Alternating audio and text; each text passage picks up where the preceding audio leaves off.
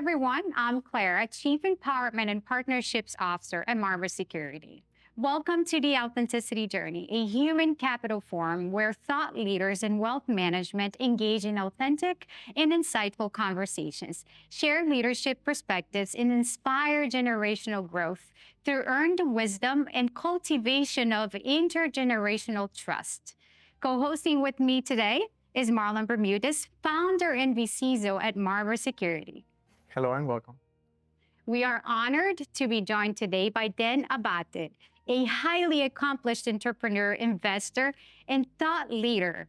Dan specializes in optimizing businesses through technology and strategic operations. He is a veteran of complex transactions, including startup funding and multi-million dollars, and has successfully scaled numerous companies. Dan's expertise spans finance, operations, and strategic investments. He's a Harvard-educated finance expert, a seasoned advisor, and a mentor.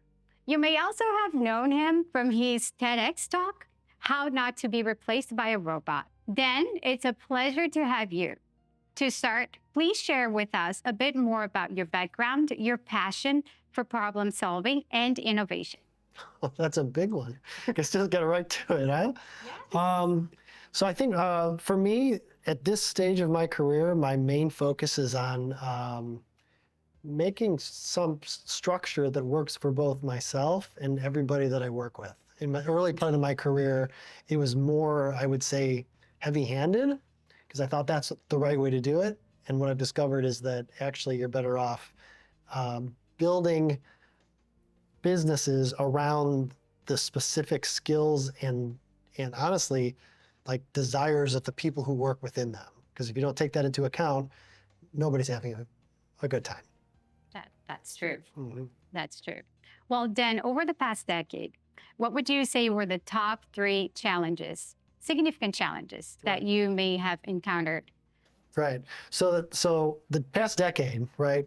Let's see, we're in 2025 now, right? So if you go back 10 years, you're in 2015. So basically that encompasses my entire time here in Florida. I moved to Florida specifically in 2013 because I wanted to do my entrepreneurial journey completely different. I didn't know what that meant, but I knew that the way I was doing it, I wasn't enjoying. I was financially successful. I did all those things that you rattle off at the beginning of the whole thing. But not fulfilled. But not fulfilled. And my son was just born in 2011. So I was kind of like, if I keep doing this the way I'm doing it, I'm gonna like kind of miss him growing up, and like, cause I was working lots of hours and it was like really like not the way I wanted to be doing it. It's what I wanted to be doing, but not the way I wanted to be doing it. So when I moved to Florida in 2013, I said, I'm gonna pretend that I don't know anything, because my previous way of approaching everything was I know everything and I'm smarter than everybody and I can work harder than everybody else, but I'm not gonna do that. I'm gonna flip it and say, I don't know anything, I'm just gonna see where it takes me with that mindset. And so I joined EO, I joined Vistage, just went to every entrepreneurial or startup group or corporate, whatever association group I could go to, just to learn what everybody else was doing. And so my process, like the challenge over the last 10 years has been kind of an evolution of how I approach business and how I approach entrepreneurship, how I approach making money, what's important, what's not important. Yeah, it's been that. I mean, we can go into details on all of these different steps, but it's been the whole journey over the last 10 years. And it sounds like you took a very difficult approach because you knew so much, but you detached from everything you knew. Yeah. To allow yourself to become a new person, to learn, to grow. Yeah. Right. I think that's one of the problems that a lot of times people have as they go through their career, is they get locked into whatever they think is like the way to do it, because that's the way they've always done it, or that's the way they were taught to do it, or that's the way their family history is, or any of that stuff. And so the hardest part in any of this stuff is just getting your mindset at each stage to kind of level up. And what I mean by level up is whatever that means to you, right? And whatever you're trying to accomplish. If you don't realize that you're probably the barrier, then you're missing the point. But that does not happen if you don't detach from what you have know. to. Yeah. from what's your titles and everything you know about yourself. Exactly. You have to detach from that. Yeah. It's still there, but in order to grow and discover this new person and new abilities of new ways of living, I think it's very important to detach. I always use this example, and it's maybe not the most politically correct example all the time, but it's a good example, I think. So there's people that do different jobs, right? So like, for example, I've never worked at McDonald's. There's nothing wrong with working at McDonald's, but that never occurred to me that I would have a job at McDonald's, frontline worker. Maybe executive, but that never occurred to me to be a frontline worker at McDonald's, and not that there's anything wrong with that. But my point is then there's another, but there are people who work in McDonald's who never see anything but working at McDonald's, and they might, you know, complain about it, and they might wish it would be different and all these different things, but they're not going to change unless they change their mindset first to see it differently. Once I started to think about it that way, then I started thinking to myself, well, in what way am I standing behind the counter, metaphorically? Like what are the things that I'm doing that I'm repeating? And in my own personal example of that, of standing behind the counter, in all of my various business endeavors, you know, there's always a sales component to what you're doing. And I'm not like a twist your arm sales guy type person at all. Like I'm a relationship person. I like to learn about people and actually create genuine relationships, but I'm not like let's just get a transaction done. But for the first part of my career, that was a lot of what I was doing, because I believed, just like working frontline McDonald's, that that's how it works, that's just what it is, that's how you have to do it, that's how everybody does it. There's no other choice. If you're going to get from here to there, that's what you got to do. And most people do, because that's what we are taught, right? To sell. And there's like selling courses and training. And so that's what we know. Right, exactly. And so what I've realized over the last 10, 12 years is that regardless, whether it's sales or some other aspect of entrepreneurship or anything in your life really that you're not satisfied with, then engineer it out. Like you don't, like then make a business, for example, that you don't have to sell in that way. Like just make that a non-starter. Like this is another example that I always use, is that if you're, a lot of times people say, well, I'm working so much. And I'm like, well, how much do you work, or like on your business? Right. And they'll be like, oh, I'm working like 60 hours a week. And I said, well, why don't you work 70 hours a week? And then they're like, 70 hours, that's crazy. I'm already working 60 hours. And I said, well, yeah, but you just arbitrarily said that 70 hours is crazy, 60 hours is just working a lot. So why don't you set it to 50 hours? Why don't you set it to 40 hours? Why don't you set it to 30? Like you're arbitrarily creating those lines that you aren't even really aware of. So if you're thinking, like, and I can say this like from my own example, if you look at my schedule, I have nothing on my schedule that's like set. Like I'm here doing this because I wanted to do this, and I'm excited to do this, and so that goes on my schedule. I have nothing business-wise that's specifically on my schedule every day or every week or every month that I have to do. Occasionally, I think there's like quarterly meetings that I have to like, okay, I got to at least show up quarterly to do this thing once a quarter, and even that's flexible. But that's by design. It took me the last 10 or 12 years to build that thought process into everything I do. So the businesses and the structure of the business that I'm in now facilitate that for me, because I made that like a non-starter. Well, if I'm looking at an opportunity and that opportunity says, Dan, you're going to make $10 million on this, but you're going to have to commit 60 hours a week, I'll just be like, well, I don't want to do that, so I'm not going to.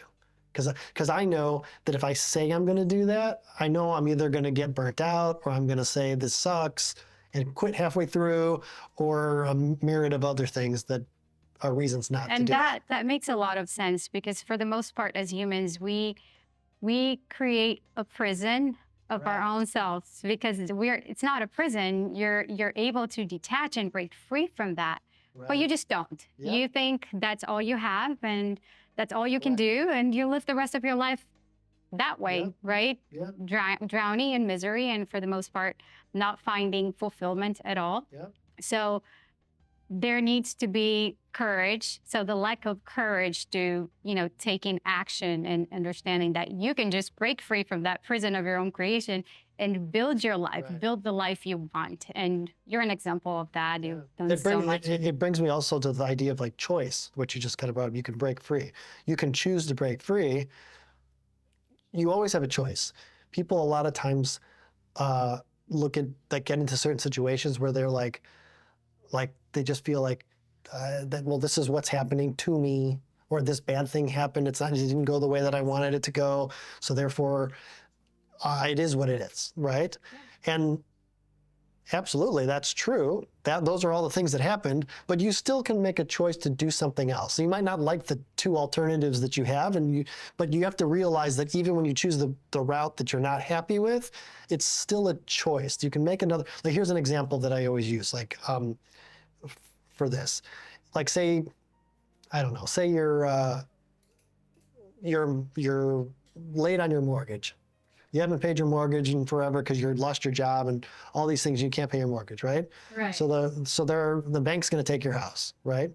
So you're really making a choice there to either like work through it and like keep fighting to keep the house and figure it out so that the house doesn't get taken away, or you just sit there and you just say, okay, well, I guess it's just inevitable. This process has started and we're going to go. So you might have to work a job that you weren't expecting you were going to have to work. You might have to do all these other things to keep your house. So like, there's always an option. And even in a scenario where, okay, cool, you've lost your house because of some bad bunch of things happened. Maybe understanding that the circumstances are there. The circumstances of life that are brought to us, and that's inevitable. Yeah. But understanding that we should not be attached to the Correct. circumstances, to that outcome. It's okay. Those are your circumstances right now, but this is not how it's going to be. This is not how it has to be in the long It's run. an opportunity to change. An opportunity That's to the change. way to think about it. Like, Yes, whenever I love anything it. like crazy or bad happens, I always look at it like, and again, even that is a subjective term, bad. Like, who's to know what's bad, right? If you really look at the, like, probably the ups and downs in any person's life, in your own life, the things that you classified as bad were always followed by something good, because that's just the path, right? Every time you hit something that's bad, well, the next time you hit something good, because that's subjective too, it came because it came after the bad thing. So it's the same concept as really there is matter. beauty in pain. So you first hurt, and then you break free, you Yep. grow. And then that's another thing too. When you're trying to learn and move yourself forward, there's going to be a certain level of suffering associated with that, right? Just like exercise, right? If you're going to get stronger, if you're going to, be able to do more chin-ups or whatever it is you're trying to do, it's going to take a lot of hard work and a lot of energy and pain to do that. So you have to decide, is the extra chin-ups worth the pain or not? And if it is, then that's just the way it is. You'll have to go through these things. But like I said earlier, you're still making the decision to do it or not do it. If you want to do the exercise and do the hard work in that particular way, then make the choice. If you don't, then don't. Doesn't matter. It's up to you. And as humans, we expect to remain in the same line, stable. There's highs and lows, ups and downs. Yes. But we expect to remain comfortable at all times because it just feels good. Yep. But if you think about it, if you remain in a state of comfort, in your comfort zone at all times, nothing changes, nothing evolves. So you're just there, and that's all you are, that's all you're going to be, and that's your life. Yep. So if you allow yourself to go through the ups and downs, where you hurt, where you rise and you fall, and it's overwhelming, but it's in there that you actually grow. That's right. Right in there, where nothing is stable. Everything is like a roller coaster. Choose your uncomfortableness. What do you want to be uncomfortable in, and for what end, right? Yeah. And there is a saying that the comfort zone is where dreams die. Yes. But in my perspective, the comfort zone is where goals die. Mm-hmm. Because if you have something that you want to accomplish in the future, but you don't have a date, that's not a date, that's not a goal, it's just a dream. Right. And in my opinion, there cannot be growth unless you step out of the comfort zone. So the challenge is everybody's very comfortable in what's familiar. So the mindset of growth, it requires a little bit of effort, a little bit of, okay, I'm going to take courage, whether you have it or not, you just go and do whatever you need to do. Mm-hmm. And a little bit of planning, a little bit of luck, and a little bit of well, sometimes a lot of luck, but the planning part of it is always necessary. But with a growth mindset, that can help you get to the places that you wanted to go. You were talking about earlier about learning and improving. For me, one thing that I subscribe to is the more I learn, the less I know. So that's the one thing I subscribe to, because the more I learn in my career, whether it's at the personal level or professional level, I realize that there is so much more out there, that there is more to know. Yeah. And there are people that can do things that I'm not really good at. So one time I tried to edit some couple of videos and like, okay, that's not for me. Yeah. That's definitely not for me. Yeah. So then really being able to choose what you're good at, recognizing your gifts, and stepping out of the comfort zone once in a while, sure, but being able to delegate is also important too. Yeah, that's about that. You're kind of talking. The way I phrase that is the idea of focus and efficiency.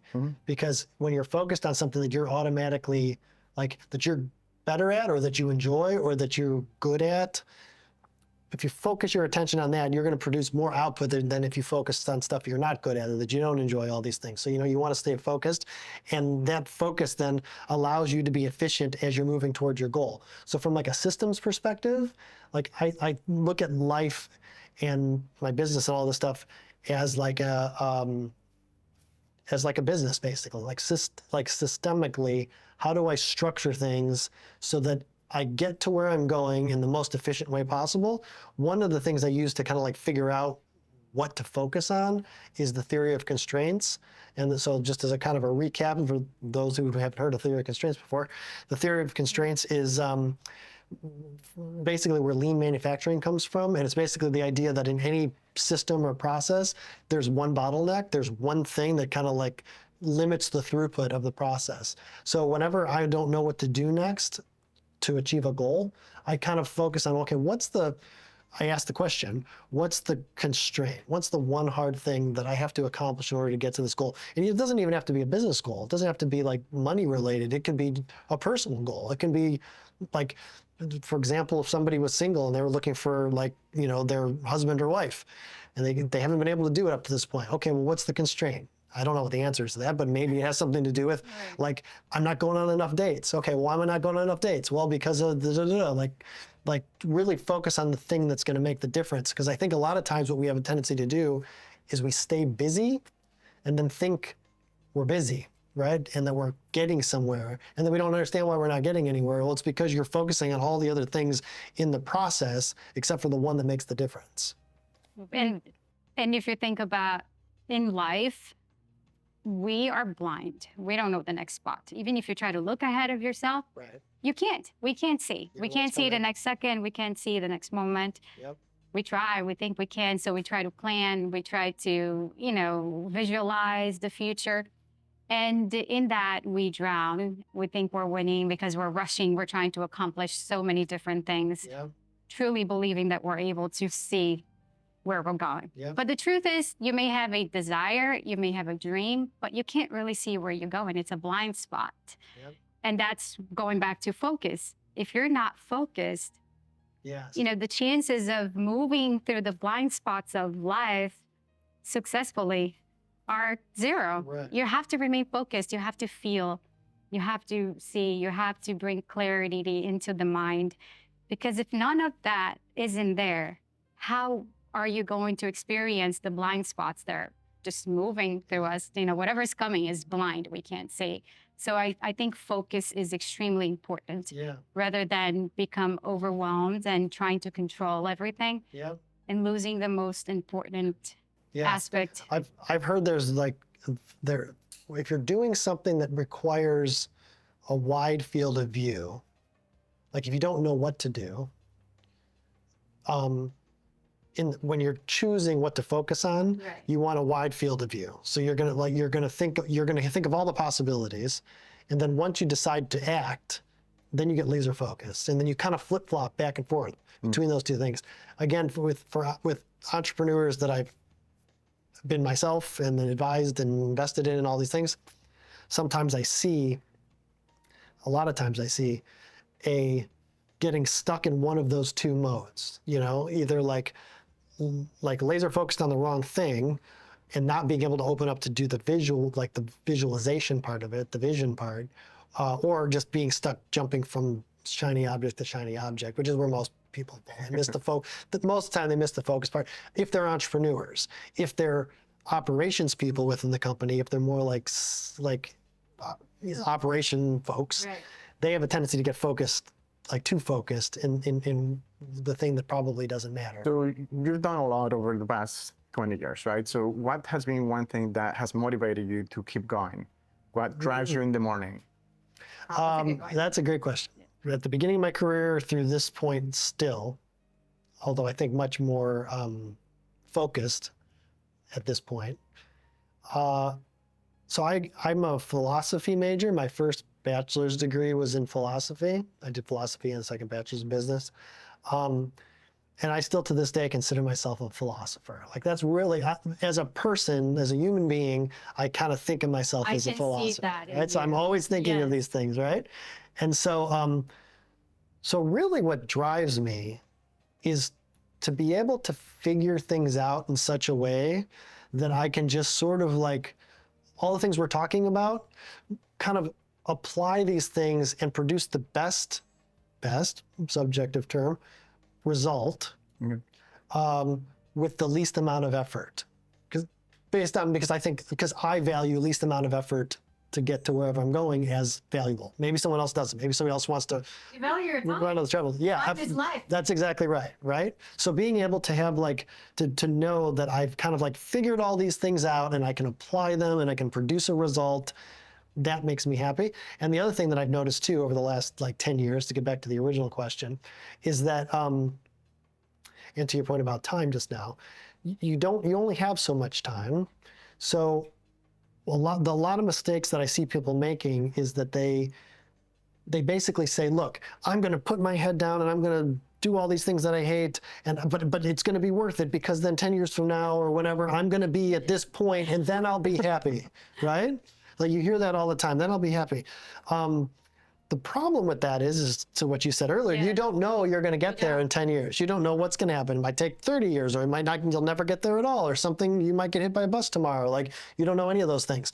So that's, in my estimation, not a good approach, because what happens if 10 years from now you don't get there and now you're miserable? You see that a lot with people who work, Yes. I feel like corporate jobs. A lot of times people get stuck in like a routine and they just keep thinking, In a state of misery. yeah, and I'm just going to keep going through, and then they get promoted, and then they start making more money, so then they get stuck even more, the golden handcuffs thing, and like all this stuff. So you kind of fight your way all the way through, and then you're miserable through the whole process. My feeling is I need to be content every day, content and happy every day. Not happy, that's not the right word, because sometimes things aren't going right and maybe I'm not happy, but I'm content with what I'm doing and how I'm doing it, and I feel good about how I'm doing it. My one buddy, who is an Uber sales guy, like really the best. He's a transactional type sales guy. He can sell iced Eskimos or whatever that saying is, or all the other ways of saying that. He and I got in an argument one time about ambition. Yep. And he said that, well, I'm so ambitious, I can never be content. Like that was his declaration. I can never be content because I'm so ambitious. I'll just never be happy. I'll get more stuff and I'll get more sales and I'll build the business where it is and I'll never quit. I'm just going to keep going. And I say, yeah, I'll do all those things too. Absolutely. Right. I'm never going to quit either. I'm going to keep going and I want to build the business. I want all these great things to happen. I have all this ambition as well. 100%. Same. But I'm content every day. These two things are not mutually exclusive. You can be content today, right now, while still being super ambitious for the future. And you don't have to make a decision like that. In fact, I would like recommend, and from my own experience over the last 10 years, is that the more I focused on my contentment and ability to like live in that space, the easier and faster my business success has moved along. Because just like that 70-hour, 60-hour, 40-hour decision, I'm making other similar decisions and putting these constraints on myself so I don't stick myself in positions that I don't like. And 9 times out of 10, if you don't like where you're at, you're probably doing a bad job at And it. if you you have to be in a state of joy. If Right. you're not living life in a state of joy, Yeah. then you're unable to make the right decisions or to walk Yeah. your path in a way that's soft, Yeah. you know, and gracefully. I think it's only with joy that Yeah. we create the right things. And if you're leading people, you're going to create a terrible culture.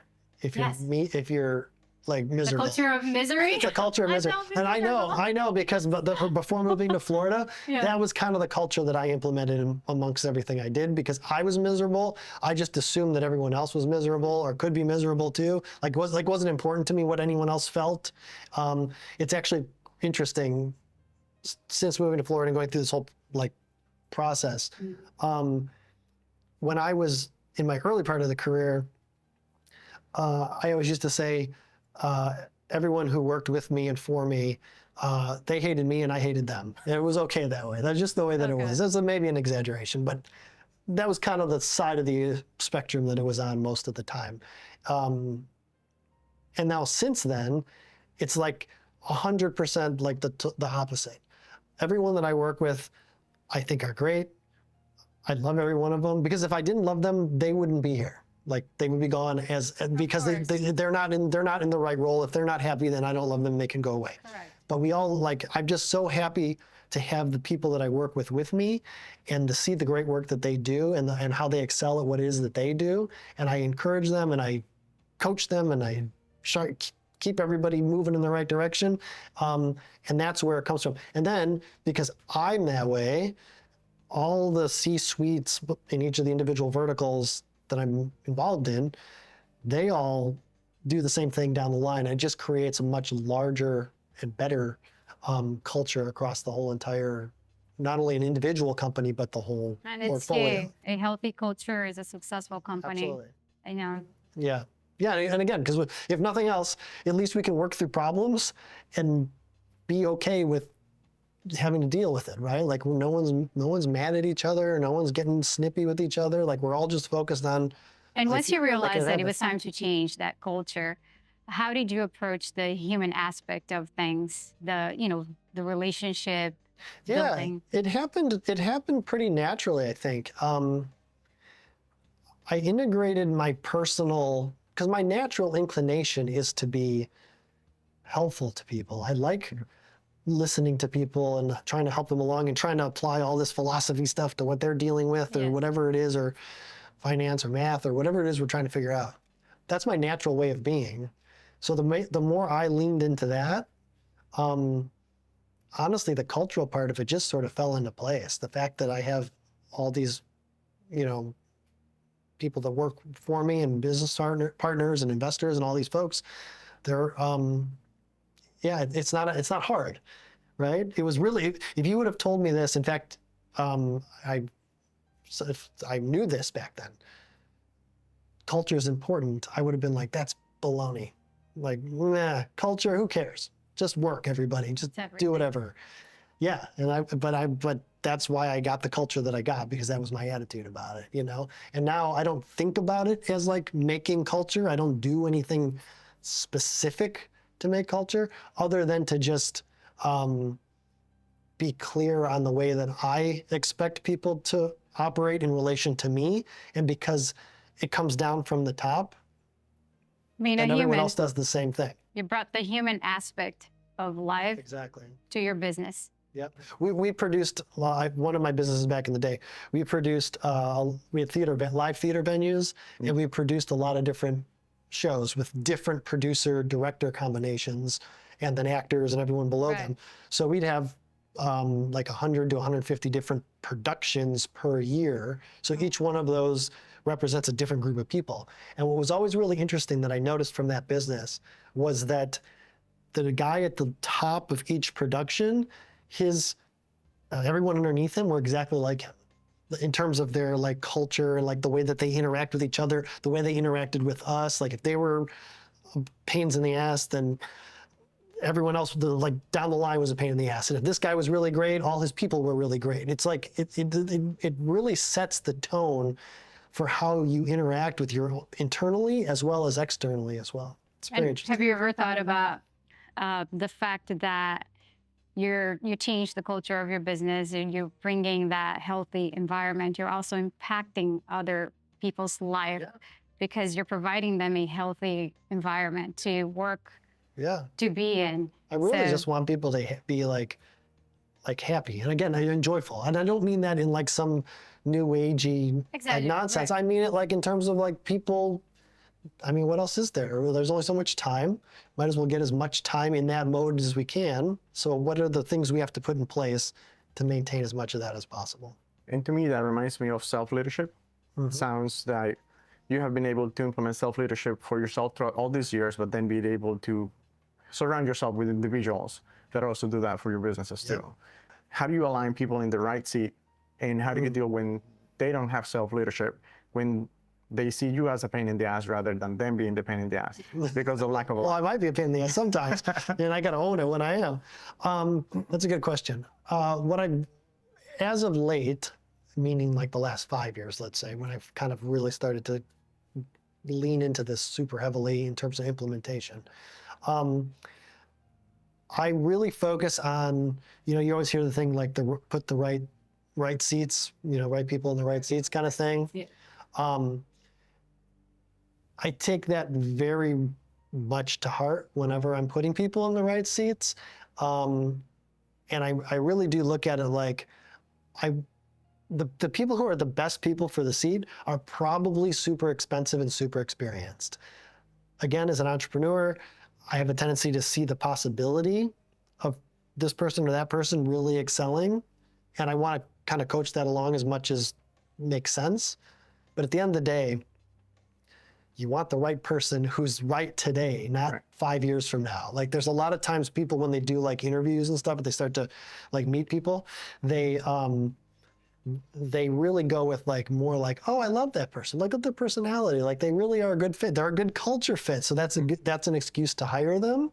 Well, the culture fit, of course, is number one. Great. But that's not the only reason. The right seat. Is it the right seat? Are they really going to be able to do what I need them to do? Or am I going to spend a lot of time babysitting or hoping or training or whatever? And even training to some degree, depending on what the role is, okay, fine, if they're training in your own like kind of internal systems. But and again, it goes back to the constraint thing, right? What's the constraint that this role is supposed to be solving? If it's this particular thing and they've got 30 years experience solving that particular thing, then that's probably the right person. I don't really care about the other stuff that they do. We can help them with that. But if their constraint of that role's job is to solve that one thing, they better have 30 years experience doing it or some history or proof that they've done it before. Ideally, from my perspective, it just makes my life easier because I don't have to worry about trying to get them point A to point B. Because again, we don't know if they'll ever get to the point B. They haven't done it yet. When it comes to feedback, even at the executive level of anybody that's reporting to you. So you were speaking earlier about joy. To me, that resonates with me with fulfillment. So many years back, this phrase came to my mind of stop playing small. So that's when I started making a lot of different changes in my life, and part of that led us to Florida as well. To me, the comfort zone is not a comfortable place to be. So now that I've been making all these changes for these many years, I feel fulfilled because what drives me every day is more reaching towards my maximum potential. So part of that is just surrounding myself with individuals who are growth oriented as well.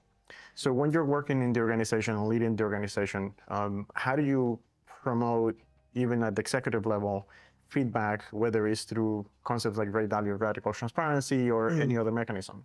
Yeah, that's actually a good one, the Ray Dalio radical transparency thing. I don't think we're as deliberate in calling it out the way that they are, but that's maybe because that's from that's actually maybe, I don't actually know. How big is Bridgewater? It's big, I mean, dollars it's big, but I don't know how many employees they have.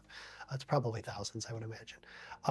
So we're not at thousands of employees. We're more like probably mid-hundreds across all the companies. So we don't call it out that way, but I think we do it just through our actions and the way that we operate.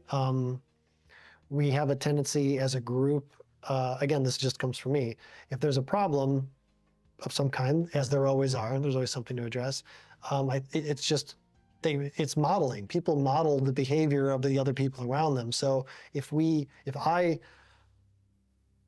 panicked every time something went wrong, then everybody else would panic. If I start pointing fingers and blaming, everyone else would point fingers and blame. But it's like my attitude about is what we talked about earlier is a little bit like, well, it is what it is. That happened. Let's move on. Like, let's just move through it now. And that's what it Also is. recognizing that, your reaction was not the best. Yeah. And, Yeah. Exactly. acknowledging that and letting everyone know. I think it's a great thing to do. Yeah. I think we have a lot of times, people in general, myself included, better again over the last few years, I think we have a tendency to look at like social media or media in general, or even your neighbor or friends or whoever, because we're only seeing the facade, the front. So we don't really know what they're dealing with or going through. And then, so my philosophical mindset is, if you think of like this would be more math. If you think of like a bell curve, right? Most of it's just all in the average there. It's all in the middle. So I can look at myself and say, you know what? I'm probably not super special in terms of like how bad or good things are for me. So I'm probably somewhere in the middle there. And probably the people that I know, when you're talking about the whole population of the world, they're probably also somewhere in the middle there. So that means that all these things that that are happening in my world are probably happening in their world too. And they're just dealing with it just the same way as I'm dealing with it. So once I kind of made that connection in my mind that this person isn't like somehow advantaged over me, it just made me feel more like, oh, okay. Then when bad things happen in my direction, annoying things happen in my direction, it's like, And that's why social media has brought so much negativity into the world, because we portray this image that for the most part is not realistic, right? We're portraying only the good things about life. So you go on social media and you're probably thinking, oh my God, that person is perfect. And the truth is we are not. We are humans. Right. And if we think about it, each one of us, we're probably dealing with similar things. We're living, right? It's the path of life. We're all experiencing challenges. We all have insecurities. Yeah. Sometimes the insecurities I have is probably the insecurities you have, and we don't even realize. Yep. So we block. We have the sense that we are less, or that we're not as wise or productive as everyone else. Exactly. Exactly. It's just really getting comfortable with the fact that we're all going through the same stuff. And the fact, like this conversation that we're having right now, I don't hold a conversation like this exclusive to this type of environment. I'll just have this conversation with anybody, like anyone. And because I want to have this so that they because when you open up with people and you talk about these things, everybody's very quick to jump on board. Like, it's not hard to get people to agree with this, right? But under normal world environment, no one talks about this Isn't stuff. that funny that we tend to be so afraid of bringing to life our vulnerable state, like the vulnerability? Yep. And once we do, if we just realize that instead of being a place to fear, it's actually your place of power. It's when you bring your vulnerable state into life, to the outside, that's when you grow. That's when you shine. Yeah. Because you connect with people at a deeper capacity, at a deeper level. And it feels good. It feels good to me. I love being vulnerable. It's hard. It's not easy. And we probably question ourselves after. But you know what? It feels so good. You're just being yourself.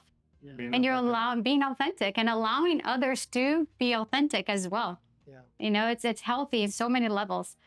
I'm going to misquote who said this. It might have been Nietzsche, but probably some other German philosopher. Let's say it was Nietzsche. He says something to the effect of like, he doesn't really want to have small talk with people, like talk about the weather and talk about all this nonsense. He only wants to talk about things of substance, right? And I think that that closing off is what gets people talking about the weather and gets people talking about, here's a good example. This is a perfect example. In my growing up, my dad, had a manufacturing company. So I grew up in kind of a manufacturing background. And what I noticed as a young person, whenever he'd talk to his like business compadres, his business buddies, not the guys in the business, but like the other businesses that he'd interact with, they'd always ask each other like, how's business? Like just as a, how's the weather kind of thing. And the response was either good or, it's slow. And that was the entire conversation of how business was. Well, obviously, business was much more in-depth than good or slow, right? There was a lot to talk about in that question of how's business, and like to really lean into, well, you know what, it isn't, it sucks right now. Like this is what's going on, and I don't know what to do, and I'm dealing with this and I'm dealing with that, and it's just driving me crazy, blah, blah, blah. Like that would be a productive conversation, that would be like a Nietzsche level like conversation where we're talking about something of substance that's meaningful, that can maybe accomplish something. It's like when we ask, how are you today? How are you doing? And, for the most part, we'll respond, oh, I'm great. I'm doing well. Yeah. And for me, I'm actually an introvert, and I really don't enjoy small conversations, small talk. So exactly what you're talking about. I don't either. I completely stay away from that. So like sports, the weather, politics, like those are all topics that don't really bring interest to me. Exactly. So a while back, we were talking with some friends, and I was explaining that for me, I like to subscribe to the thought and idea that everything is my fault. So extreme ownership, the good, the bad, the ugly, and the amazing, everything. And one of the responses was that they didn't really like that idea. But for me, if I'm not fully accountable, then I'm placing the control of my life in somebody else's life. So I like quoting movies, but that came from Matrix.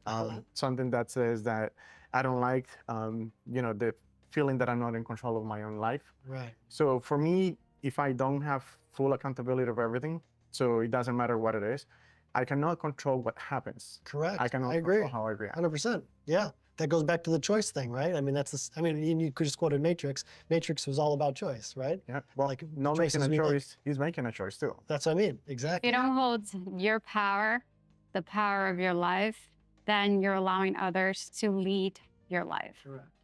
And if others are leading your life, what kind of fulfillment, what kind of growth are you experiencing? Right. Or choose, if you're choosing to be led in certain ways, great, but just know you're making the choice, right? And we do that a lot Absolutely. as humans. As we need to. Just by not being authentic. The fear of being yourself is already allowing someone else to lead your life. Right. Even if it's in a simple conversation, because you're just quiet. You're afraid of expressing yourself as you are. You're afraid of bringing yourself into life. And then whoever is listening is just leading you. You're just remaining quiet. It's pointless. It's not a good approach of life. It's empty and sad if you think about it. That's not how I want to live. That's not how I want to experience my life, my temporary experience in this world. I want it to be deep and authentic, regardless of what others are thinking. Because it doesn't really matter. The real human experience happens within ourselves and not outside of ourselves. We're looking outside at all times, but the truth is, real life happens within us. What's that saying? Wherever you go, there you are. Right? Wherever you go, there you are. Wherever you go, there you are. Yes, I love that. Life is happening deep inside. Yeah. All of the whole world exists right here. Yes. That's it. We create There's nothing else. everything. Everything is our creation. Yeah. It's the way we see life. I see people, old friends, family, these things who get caught in this spiral of belief, I guess is the right word, spiral of belief that the world is a particular way, and their vision of the world does not at all match my vision. And it goes back to that bell curve thing again, right?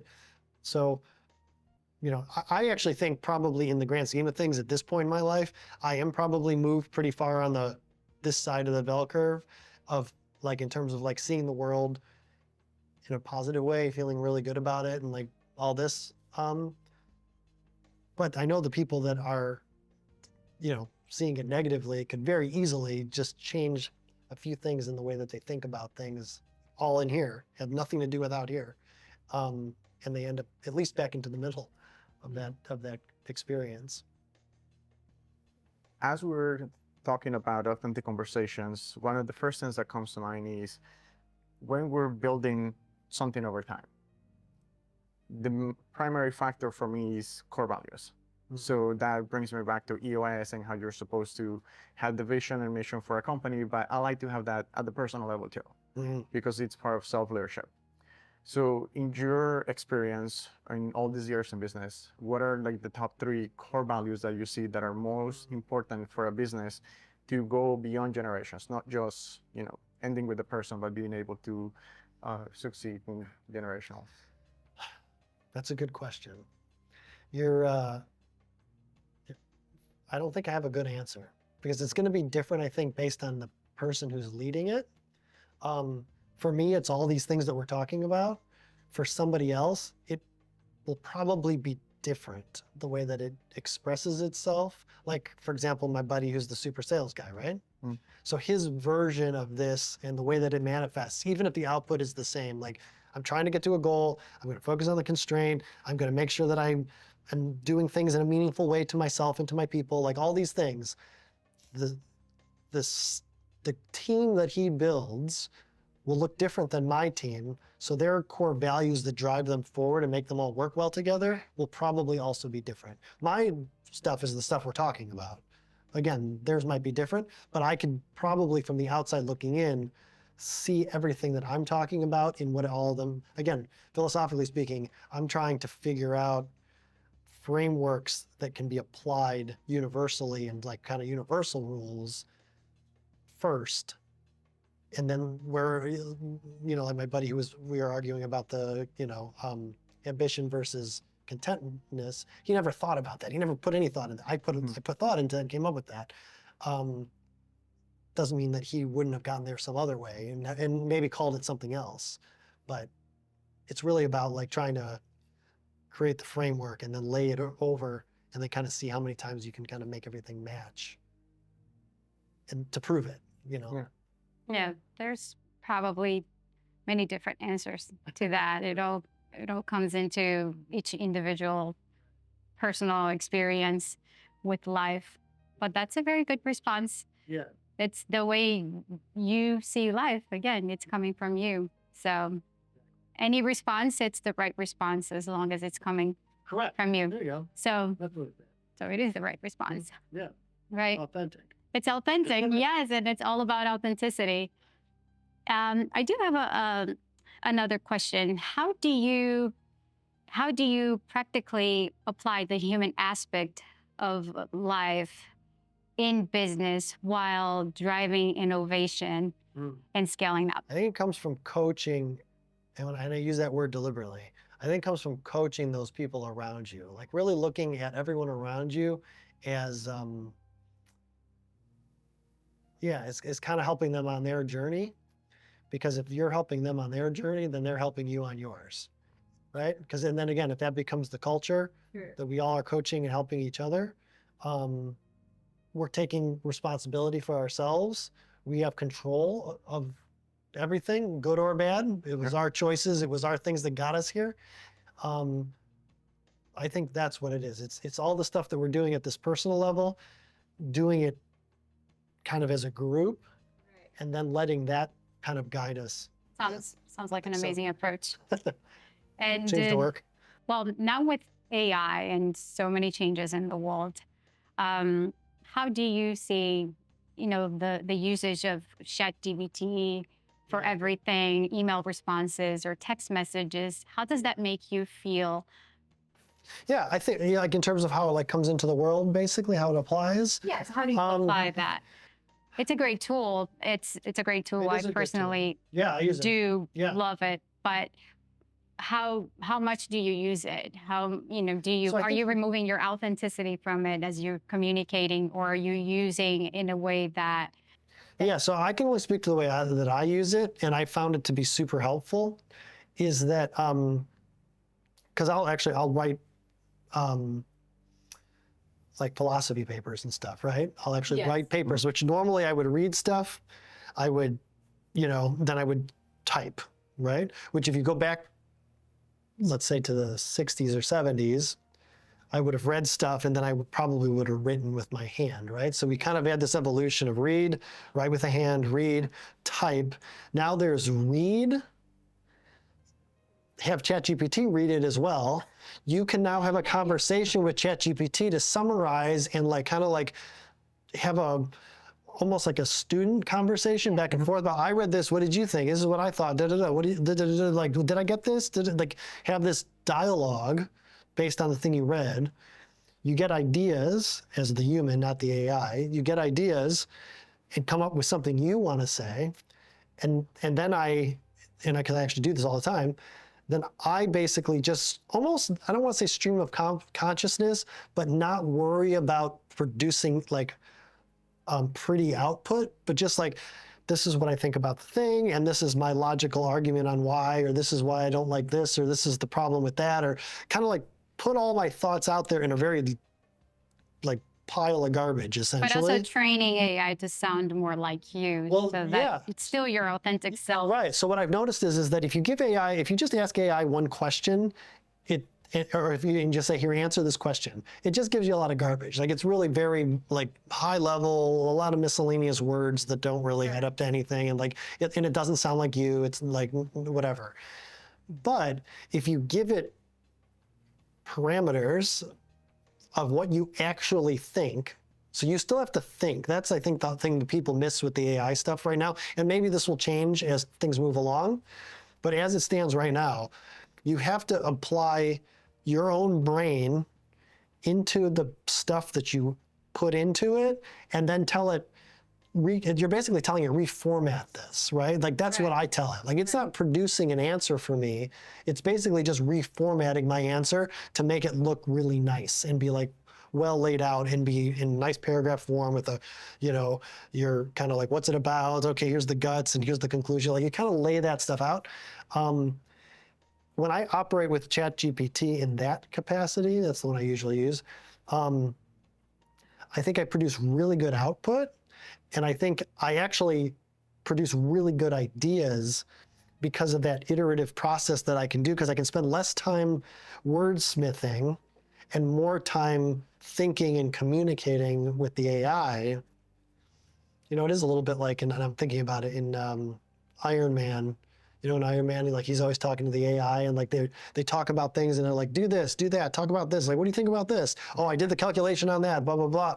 That's literally the conversation, and you produce a really great output that you wouldn't have got to otherwise. So I think it's great. I think just like any other technological kind of advancement, I was doing a lot of automation stuff in my earlier career where automation and process optimization through technology was a big part of value, driving value. It was that, it's the same thing. That quote unquote put people out of a job because you were taking away all this inefficient work that they were doing that we can now do with the computer. This is the same way. Is it going to happen super quick? Is it happening super quick? It seems like it, but I haven't seen the mass exodus yet, because the thing that people always forget, these tools, because that's what it is, it's just a tool, these tools increase efficiency, but unless they can really replace 100%, even if they could only do 99%, that last 1%, it's me putting that garbage collection of ideas on the table. It can't do that. And as long as it can't do that, then I still have a job. Now, that means that I might be 100 times more productive, because now all I got to do is focus, the constraint. All I have to do is focus on that one thing, and it does all the rest. So productivity goes way up. But at the end of the day, you still need me in that equation, right? Because otherwise, you're just going to get regurgitated ChatGPT nonsense. And that's what I've heard.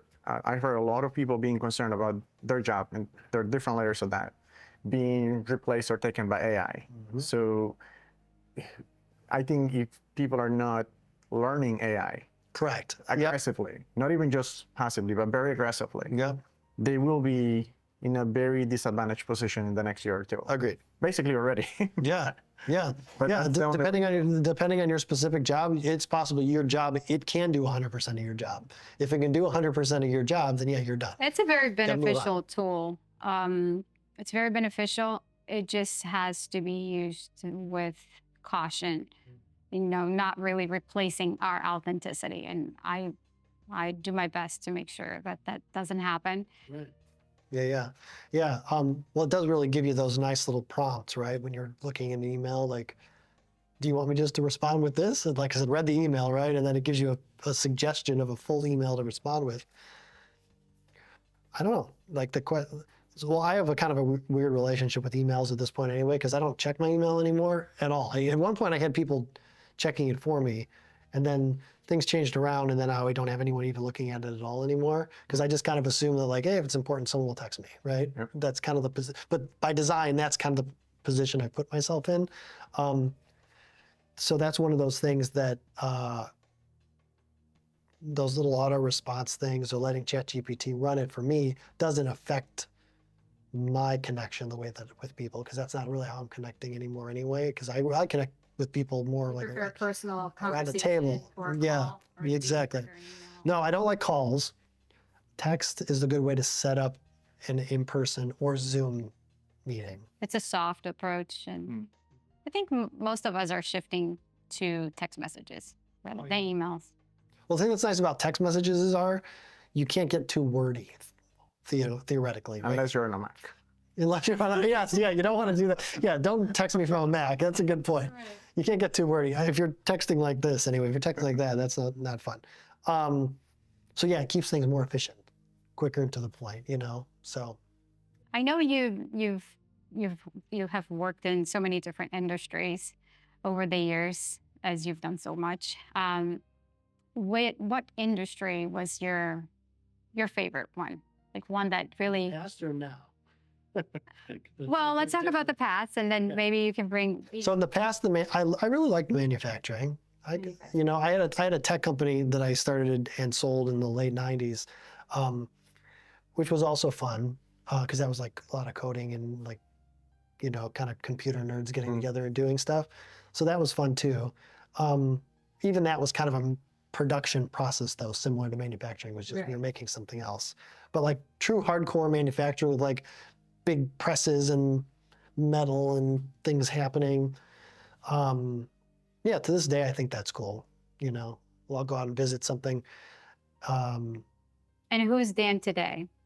It's actually who are weird. you today? So I go look at those things now, and I think, wow, that's really cool and it's exciting. But I also look at it like, if it comes down to, if my goal is to make money in as efficient a way as possible, that's not the most efficient way to make money. That industry in general, I wouldn't choose that industry anymore for myself. Now I might set up a vertical and put a C-suite in charge and let them run it, but I don't want to be involved in that. It's just not where I'm interested in. So yeah, now I guess for me, because my main focus is efficiency focus, what's the constraint, all those sorts of things that we've talked about here, is investing. Is like I like to think I'm more and more a capital allocator than anything else. Like trying to find the right place, because if you think about it, money is an abstraction of kind of labor and effort, and so the more kind of money you have, the more labor and effort you can deploy, and so you want to deploy that in the most that produces the most return, produces the most good, if you want to look at it that way. And so I like that business because that allows me to stay as focused as possible on the goal, which is, I guess, make more money. And really, is that for fun? Is like that where you are today? Where are you bringing your energy and your life like I said, focus in terms of my business? schedule's open. My main two jobs are, and actually even on the deployment side, once I set up a vertical, then that group handles all of the decision making for deployment within that vertical. So really my two jobs are really putting the right people in place at those high levels of each business, and and then choosing what businesses to go into. Like where do we want to be? Just like you said, you mentioned earlier, you were able to design your life in a way that you have balance in the personal and the business aspect. Exactly. Yeah, I do it. I do as much as I like to do. I don't really most of the time get driven into things that I don't want to do and that I don't do well. Usually those two things align. Unless it's something fun that you're choosing to not do well, like play baseball, or like sometimes you don't play baseball well, but you still like to do it. In business, usually I find that if it's something I don't want to do or that I don't do well, I usually don't want to do it either. So I'll ask you a question that I usually ask, slightly different. So if you only had 10 more years, that's it. It's a finite number, right? So if you only had that much time left, how would you step outside of your comfort zone today, knowing everything that you know, but doing something slightly different? Maybe something that you were really passionate about at one point, but maybe there was not enough money there. Like, how would you step outside of your comfort zone and be extremely fulfilled over the next 10 years?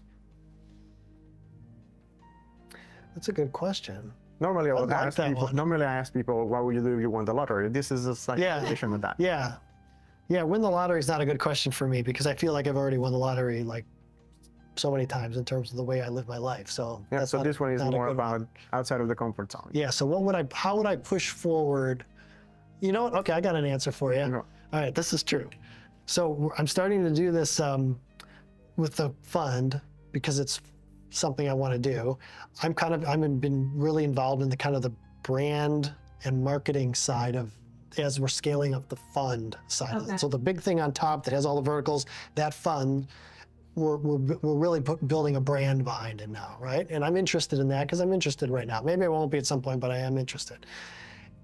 Back when I had the theater venues and we did all the executive producing on the theaters, I used to do some like on stage stuff and like fun things like that because I enjoyed it. And my shtick kind of in that community was that if I was in a show, I'd never know my lines. I didn't know what my choreography was. I didn't know anything. I kind of would just like do my best to fake it. And that was kind of like the joke within the community that, oh, Dan's in a show. And of course I was never a lead. I was always over here somewhere. Let's see kind of like him wander around on stage. Since then, I've gotten more, I really would like to be more extroverted when it comes to performance stuff. Like for example, I always watch these bands with guys like that like dance well or do something like that's really cool, which is something we're gonna do with Carlos over here. Like we're gonna make a music video or something like that, something really fun. So I can do more of those things and really kind of like create this like just do fun creative art stuff. And I still to this day, like, you know how people say, hey, when there's no one around, you can like dance around. I feel uncomfortable dancing around by myself. Like I'm embarrassed for myself by myself. So I think if I was gonna really think in terms of 10 years, like what would I do? I would push forward and get over that is probably what I would do.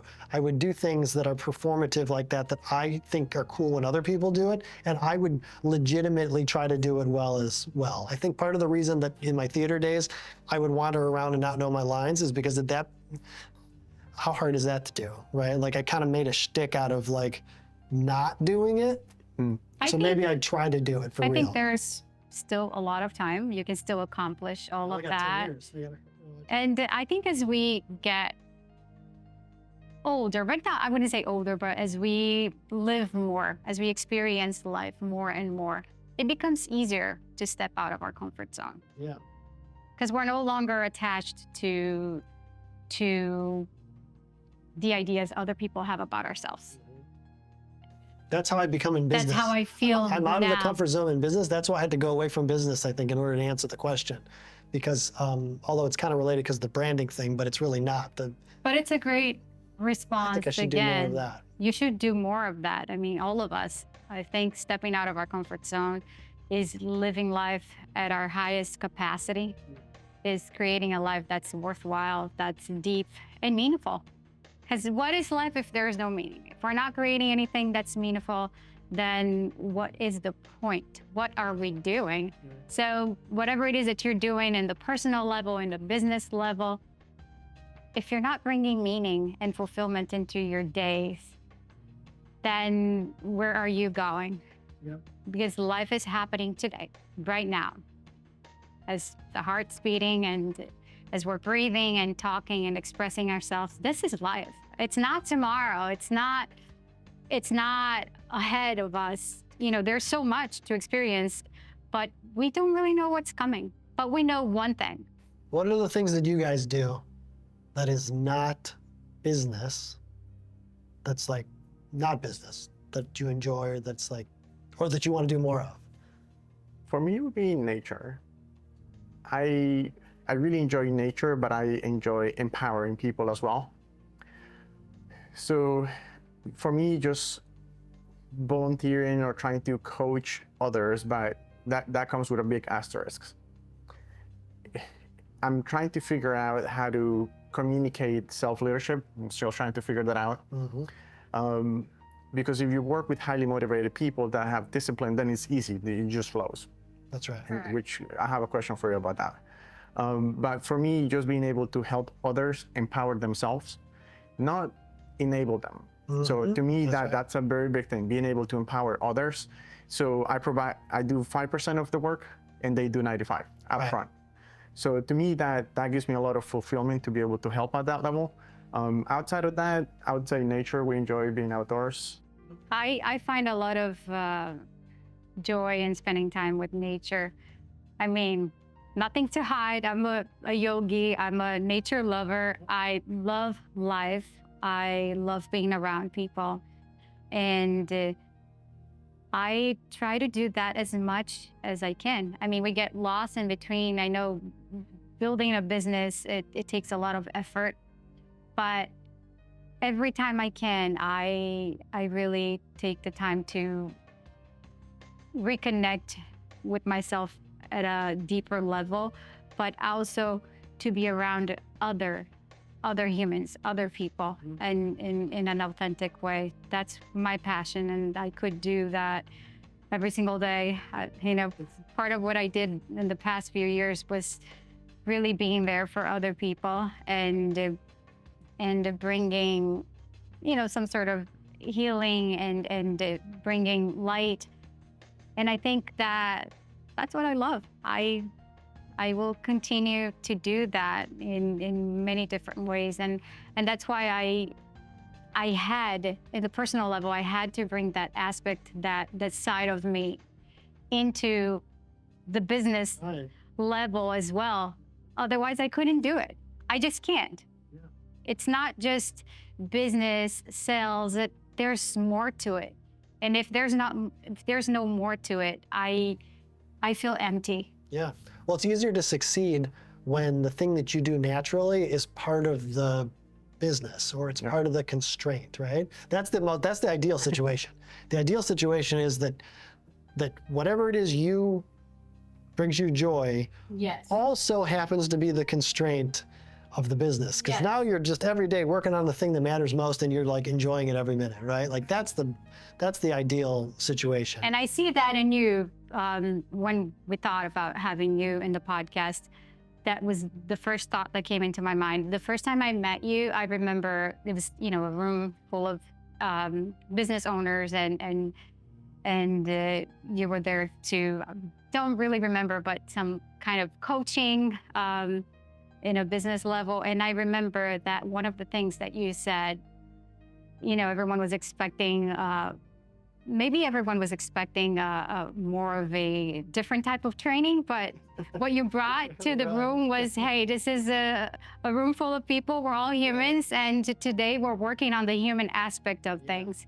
And your dynamic and everything was all related to the human aspect of life. And that was very impactful and powerful. Yeah. Well, I think we have I think in entrepreneurship and business and all these things, we have a lot of people to talk about the technical things, but we don't have a lot of people encouraging necessarily all this internal single things, like the stuff that's And in you you. did that. Mhm. You did that. And I remember a lot of people feeling comfortable to start opening up about their insecurities or even their personal life.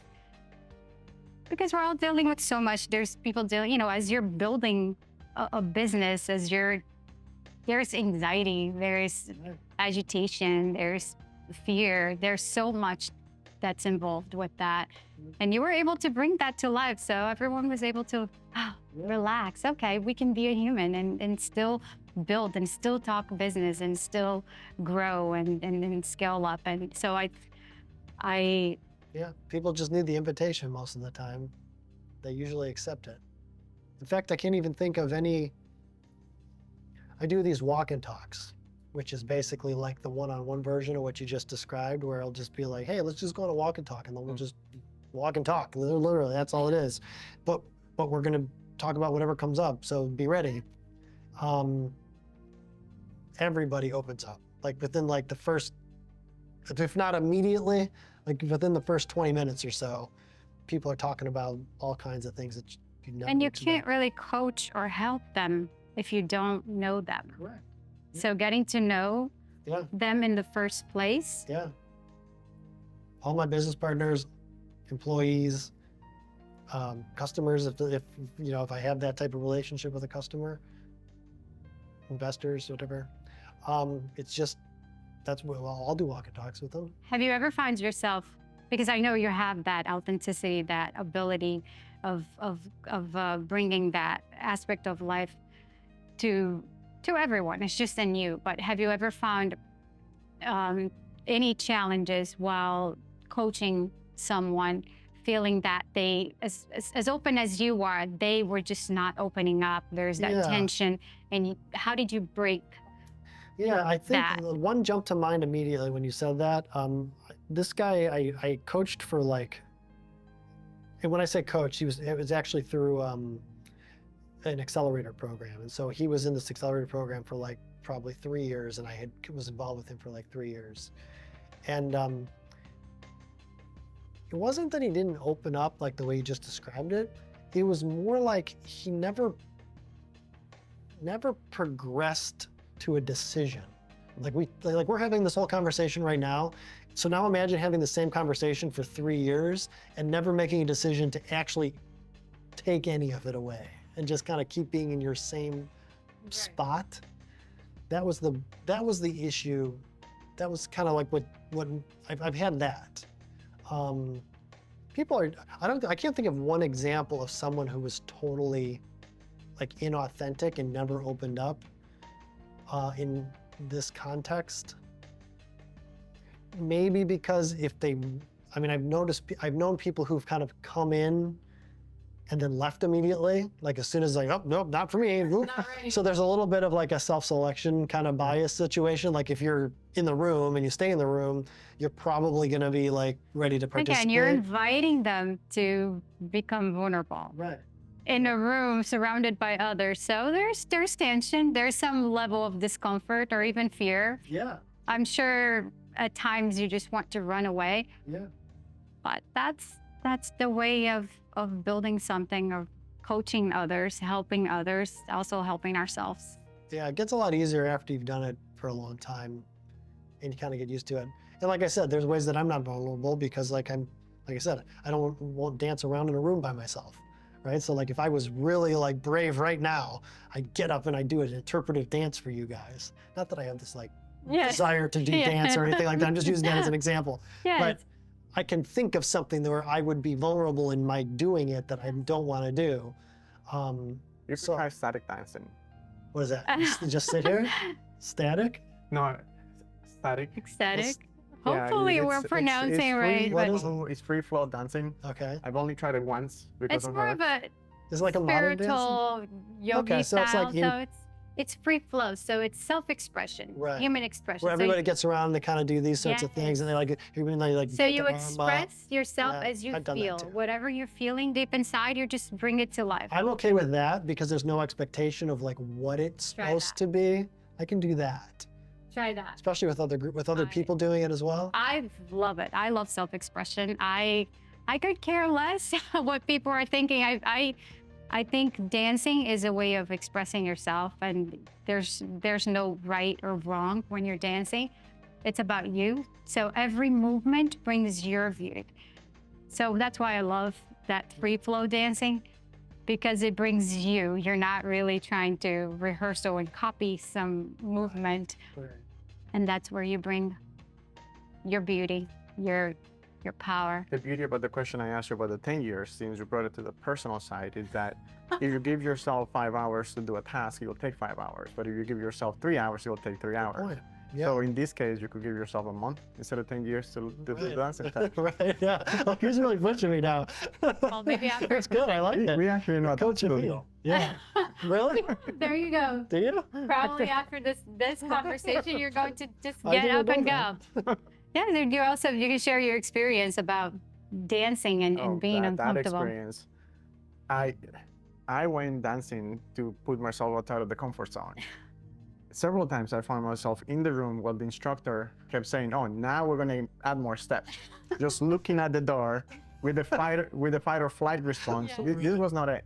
It was the run for the hills response. Right, sure. I stayed there, but it was not a fun experience. It took me outside of the comfort zone anyway, but I have a very analytical brain, and for me it's like they start counting and then they skip a number, like, okay, what happened with that? Right. I'm not really familiar with the musical notes, so that to me rhythm doesn't come natural. So I had to mathematically listen to what they're saying and translate it into body movements. Right. So that was a little rough for me, but Yeah, I can see that. I have a pretty good rhythm, I think, in general. My problem is that I did a lot of martial arts as a kid, which was very like kind of like there's a lot of forward and back, kind of like like mechanically I move very like linearly. So when I try to do anything that, like, my wife always jokes, because like if we like are at a wedding and we're gonna dance or something like that, it's like my hips don't move side to side. Everything only just moves forward and back. So I always look at like different types of like dance moves and things like that people do, thinking like, oh, he's not moving his hips very much. I could probably do that. Like, or his shoulders are only like staying in place. Have you tried closing your eyes? I feel that when we don't see, That's interesting. when you don't see, you can express yourself better, because we get attached to what we see, That's interesting. right? So we get attached. We look at people, their physical appearance sometimes immediately blocks us or throws us off. There's this level of judgment. We all do. It's a natural behavior. So think about it. If you close your eyes and you're meeting people and you're literally talking to people, it's different. Right. You see them different That's right. because you're not highly focused in their physical appearance. So it's the same with dancing, because you can see, so you see how others are dancing. Oh, I'm not flowing a certain way. I'm not moving a certain way. But if you close your eyes and bring yourself into that deep personal space within you, you may find yourself expressing, bringing more expression into whatever it is that you're doing. So you should try that. try it. I know, That's a good I know idea. it sounds Maybe you hippie and guys will weird, say- but No, I agree. I agree. I mean, maybe that would make the difference, because even like I'll stop thinking, I'll just be feeling instead of like thinking about Feeling. what's going on out here, right? because you change your perception. Right. When you're just looking to the outside, it's kind of like life. You're looking to the outside, then you're just holding on to so many different ideas and perceptions. Yeah. But then you close the door, close the curtains, and okay, let me go back to myself. That's when you can dance. Right. That's when you can produce and find creativity. That's when you're actually like enhance you're your worried entire about- existence. You're worried about feedback from the outside. Like Yes. that's what I'm worried about. Yes. Like I've done a lot on stage in terms of theater and stuff like that, where I have done quite well. So I know what it is to do a good job and how that feels, and it feels great. I also know what it is to do a bad job and like how horrible that feels. And so you're right though, in both of those scenarios, just like we've been talking about this whole time, those are subjective good, bad. Those are subjective things that I'm deciding. Like if I was a total, like didn't care about either good or bad, and I just did that, it is what it is, and wasn't looking for that outside feedback, it would just be whatever it is. Just like we're talking about. It's funny, I can do that in my kind of business approach and kind of like life approach. But when it comes to these kind of creative endeavors, I get more uptight, I guess. I get it. Yeah. I used to be the opposite. I'm very creative, artistic. That's I've always been that way. So I love acting, dancing, singing. But you know, it's when it comes to business, it's a different approach. But then I realized that it's really not. Yeah. It's really not. It's the opposite. I'll bring that into life, and it's just not. So maybe if you just do that. Yeah. I find the creative people, a lot of times, like artists and things, which is a big part of our branding and marketing stuff we're going to be doing. They actually don't realize how close the work that they do as artists is to business. It's just that their product is their art, right? Like it's just like they still have to do all the other business things, or there has to be some sort of business model around what it is that they do. It's just, but I think part of the problem that they have, artist people have, is that the training, as it were, or the art world in general, places like a high level of like, well, this is art, so therefore it's not business. It's better than business. It's something like more transformational than that. And I think what the problem is, that's an excuse. At the end of the day, it's a product. You're just making a product, and you need to find an audience. And like you need a system to produce the product, to find your audience, and then there you go. Then you succeed. If you're making something that nobody wants, it's a hobby. That's all. And that's fine. You could be a hobby artist. You can do your work for yourself, or you can be an artist who hopes that when they die 20 years or 50 years from now, that their art after they're dead becomes valuable. That's a good idea too. But at the end of the day, an artist's product is the art, and they need to develop a business if they want to do it as a business. Otherwise, it's a hobby, which is fine. It's all blended in. Yeah. It all walks together. And if we just know that, and we embrace life and business all together, then I just wonder how much we can create. Exactly. You mentioned fear earlier, and that reminded me of an exercise I did a couple years back when I was doing a life audit. I like to do my life audit on my birthday because that's my calendar year. When I was born, and then I have 1 year, and so I set goals and I do a life audit every year. There was this concept of fear setting rather than goal setting. So as you're mentoring all these executives and entrepreneurs in general, has there been, other than that, has there been a big fear factor that drives people rather than goals? Yeah, I would say that the fear factor really I think the universal way to explain how that all fits in usually is how the fear affects the setting of the goal. So what I mean by that is like that you don't, like goals are kind of meaningless if you don't truly believe that you could take the steps to get there.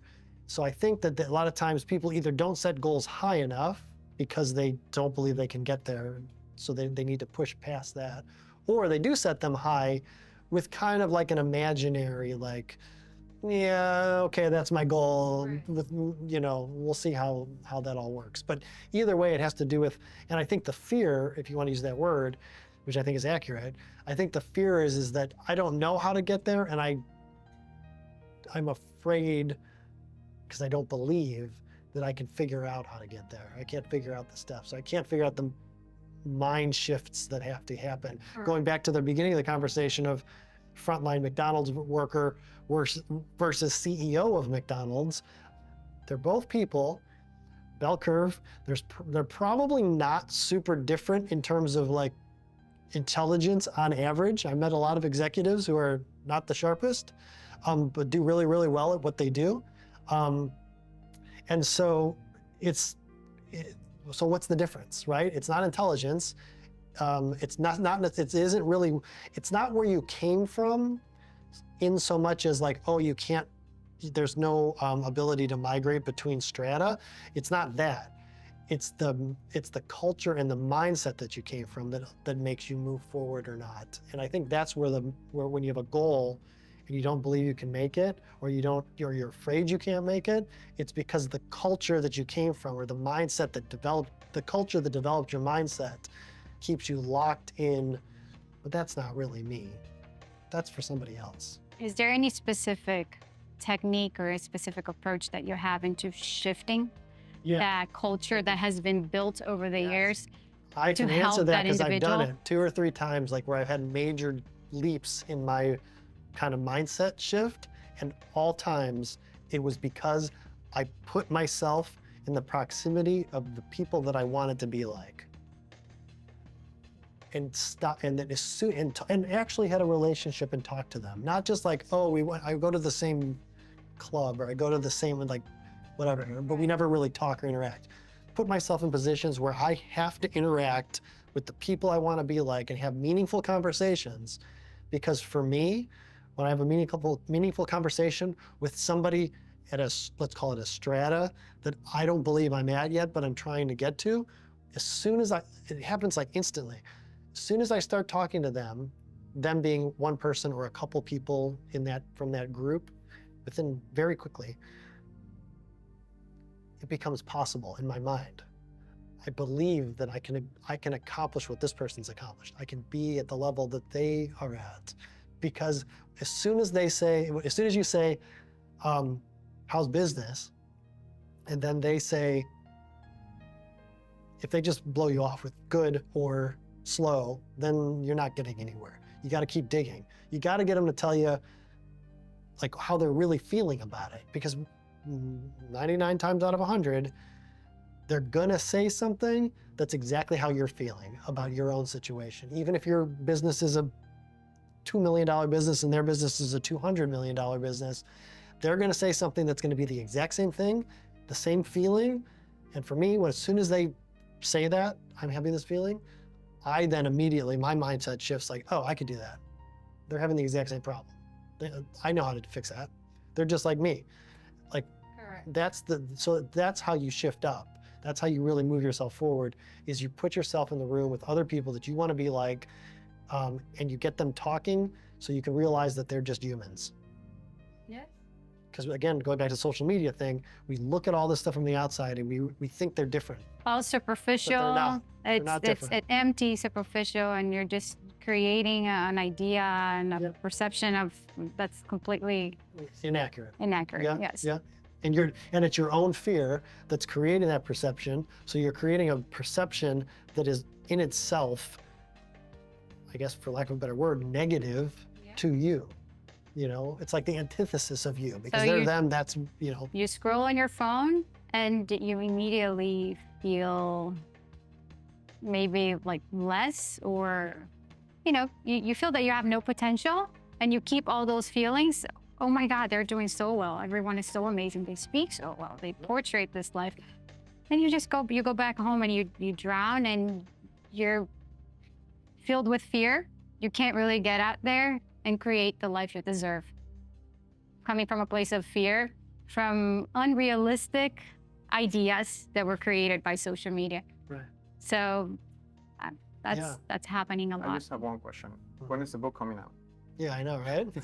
I know. That's true. It's Because true. you could organize all your experience, everything that you have been teaching and empowering others with, Yeah. in your facilitating, experiences and interactions, and put it all into a book. But then you're gonna have to hire Carlos to do a video version of that, because some people don't like That's to read. right. Yeah, that's true. No, actually, that's a good question. So one of the things we didn't touch on, that I'm on like a 20-year academic plan. I'm kind of like in the middle of it right now, which includes a whole bunch of master's degrees, a couple of PhDs that I've already like targeted as my goals, things I'm going to accomplish, and I can do that stuff in my sleep. Like I'm really like it's a hobby, and I'm trying to make a business out of it, because I like it. I like learning. I like really digging into things. And so that book that you're describing, all this stuff kind of put together, organized, and kind of like put together, is philosophy. That's really what it is. Like all this stuff that we're talking about is the idea of how to live a good life, how to, what are the like practical things that you can do to kind of get what you want while you're here. And so, yeah, the answer is I don't know when it's coming out.